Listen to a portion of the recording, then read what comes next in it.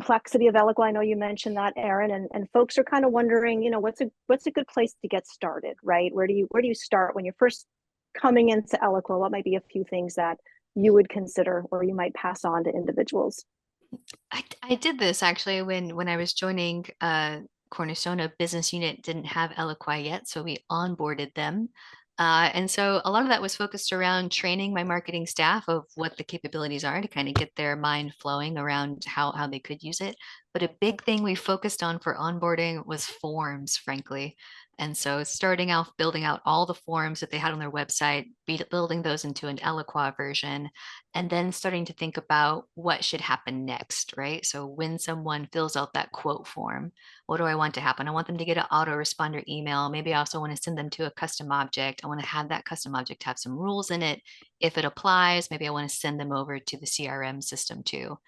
It's a little complex for a starting point, I got to say, but it really got our team thinking about, what do we want our lead generation space to be, and it got our juices flowing. So even though that may be a harder starting point, I would recommend it because it has such good conversation around it.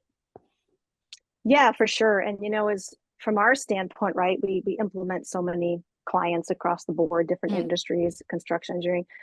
I think for me, it's a crawl, walk, run approach, right? That's kind of yes. what we always recommend for anybody, and especially when you're starting on Eloqua, it's sort of the low hanging fruit. Like, what are some things we can easily automate, right? Hmm. What are some emails that we could easily start triggering to folks? Maybe things we're doing manually now that we can automate in the system, right? It's sort of a Yeah. it's a let's not try to tackle the world. Let's take it little bits here and there, right? What kind of data do we have accessible? How can we maybe, if we're already doing some email communications, how do we start to add a little bit of personalization?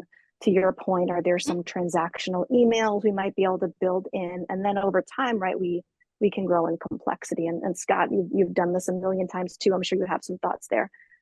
Yeah, it's the same things we've been talking about, right? It's obviously there is almost no end to what you can do on the very advanced, more complex side of things, but there's a lot of very simple, very easy, very high value things that you can implement right out of the gate. And Aaron, I love how you talked about one of the more advanced things is the relationship between sales and marketing. It's also one of the most basic things, right? So that's one of those things that never stops. It's an ongoing conversation to where the better that we can understand each other and help each other. And that's my whole world, right? I have a foot in each of those spaces. I spend a lot of time in sales. I spend a lot of time working with marketers, and the better that we can coordinate and collaborate, there's a lot of value that Yeah. can be delivered there. I also had one more thought, Melissa, what I personally did Sure. as well when I first joined Cornerstone. I went through Oracle's documentation of what Eloqua kind of comes with and what its capabilities are.